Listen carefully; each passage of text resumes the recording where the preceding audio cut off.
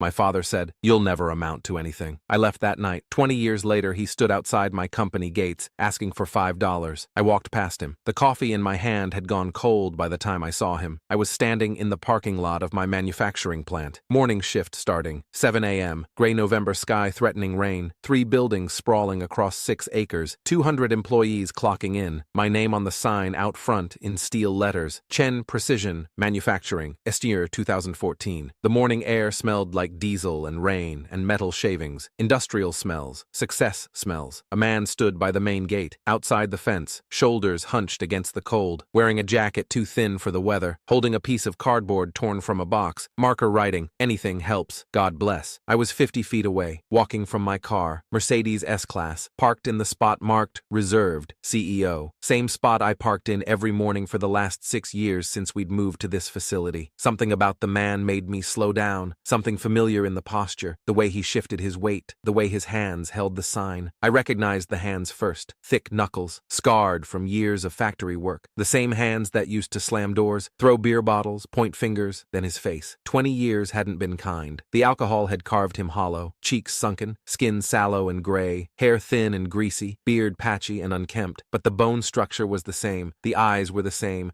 pale blue, watery now, roomy, but still his, my father, standing outside my company, begging for change. He didn't recognize me. I stood there in the parking lot, keys in one hand, briefcase in the other, wearing a suit that cost more than he'd made in 6 months at his peak, watching him, processing. Security was watching from the booth. Randy, good guy, former Marine. He'd worked for me for 3 years. He was looking at my father, then at me, waiting to see if he should do something. A few early shift workers were trickling in through the side entrance. Lunchboxes, thermoses, high-vis vests. Some of them glanced at the man by the gate. Most ignored him. You see enough homeless people in industrial areas. They blend into the background. Someone honked behind me, impatient. I stepped aside, let them pass. My father looked up at the sound, looked right at me. "Spare some change?" His voice was rough, damaged. Years of smoking and drinking. "Just $5. Anything helps, please." I said nothing, just looked at him. His face was blank. No memory, no recognition. I was just another person in a suit to him now. Another stranger walking past. Another potential $5. But I remembered everything. I was 17 when he said it. Senior year of high school. Spring. Late April. I remember because my birthday was coming up. May 3rd. I'd been planning to ask if we could do something. Just the two of us. Dinner maybe. Something normal. We were in the kitchen. The small one in the rental house we'd been in for 3 years. The lights were buzzing overhead. Fluorescent. One of them flickering. The sink was full of dishes I'd been told to wash but hadn't gotten to yet. Homework had run late. I was tired. He came in drunk. Not unusual. Most nights after his shift he'd stop at Murphy's bar. Come home after 10, smelling like cigarettes and Budweiser and anger. His face already red, eyes unfocused. "You're lazy," he said. Loud, aggressive, looking for a fight. "Just like your mother was." My mother had left when I was 12. Couldn't take it anymore. She'd sent birthday cards for 2 years. Then nothing. I didn't blame her. I didn't respond to him. I never did. Learned early that responding made it worse. "You hear me?" He was getting louder. "Lazy. Worthless. You'll never amount to anything. You're 17 years old and you can't even wash fucking dishes when I tell you to." I stared at the dish soap bottle. Green label. Dawn. Original scent. I can still see it perfectly. "You'll end up just like me," he continued. "Or worse. Probably worse. At least I have a job. You'll never amount to anything. You hear me? Nothing. You're nothing." He stood there for another minute, waiting for me to react, waiting for an excuse to escalate. I gave him nothing. He walked out, slammed the door, went to his room. I heard the TV turn on. Football game. Volume too loud. I stood there for 20 minutes, staring at those dishes, at that soap bottle. Then I went to my room, started packing. Duffel bag, old canvas, used it for gym class. I packed 2 shirts, some jeans, socks, underwear, my wallet, $32 in cash, everything I had, tips from bussing tables at the diner downtown. I waited until midnight, heard him snoring through the thin walls, passed out on his bed probably, still dressed, still stinking. I grabbed my bag, walked through the kitchen, saw those dirty dishes still in the sink, almost washed them. Old habit, pleasing him, avoiding conflict, didn't. Walked out through the back door, closed it quietly, got in my car, 1987 Honda Civic, rust spots, broken radio, but it was mine. Bought it myself with saved tips, $800. I drove away and didn't look back. The first year was hell. I slept in that car for 6 months, parked behind the 24-hour Walmart on the edge of town, used their bathroom to wash up, sink showers at 3 a.m. when nobody was around, bought cheap deodorant and soap, kept myself presentable enough. I worked night shifts at a warehouse, loading trucks, $10 an hour, 40 hours a week when I could get them. Morning shifts at a gas station when I couldn't, $7.50 an hour, shit pay, but I took every hour they'd give me. I ate ramen, dollar store bread. Day-old donuts the gas station let me take home. I saved every cent I didn't need for gas and food. Winter was the worst. Sleeping in a car in January. Ohio winter, below freezing most nights. I'd run the engine for heat until I couldn't afford the gas. Then I'd just pile on every piece of clothing I owned and shiver through it. By spring, I'd saved $2,000. Got a studio apartment, $400 a month. Roaches and broken heat, but it was mine. Had walls. Had a door I could lock. By year 2, I'd enrolled in community college, manufacturing technology, nights and weekends. Kept working full-time. Slept 4 hours a night. Drank so much coffee I developed an ulcer. By year 5, I had an associate's degree and a job at a machine shop. Precision metalwork. Learned to read blueprints. Learned to run CNC machines. Made $13 an hour. Felt like a fortune. By year 8, I was a floor supervisor. 18 an hour. Managing a team. Learning the business side. Seeing the margins. Seeing where the money really was. By year 10, I'd started my own business. Chen Precision. Small contracts at first. Simple stuff. Making parts for local manufacturers. I ran one machine. Did all the sales. Did all the accounting. Worked 90-hour weeks. By year 15, I'd bought out my competitor. Merged their equipment and contracts into mine. Went from 6 employees to 40. Moved to a bigger facility. By year 20, I employed 200 people. Contracts with automotive companies, aerospace suppliers, medical device manufacturers, revenue in the 8 figures. My personal net worth just over $7 million. And now, here he was, at my gates, outside the company I'd built, begging for $5. He was still looking at me, sign trembling in his hands. Thin hands, malnourished, probably homeless, probably had been for years. Please, he said, voice breaking. I haven't eaten since yesterday. Just a few dollars. Anything. I could have walked past him. Could have said nothing. That would have been the easy revenge. Silent, invisible, clean. Let him stand there not knowing who I was, not knowing what I'd become. That would have been enough. But it wasn't enough. I stepped closer. He blinked, confused. Most people crossed the street,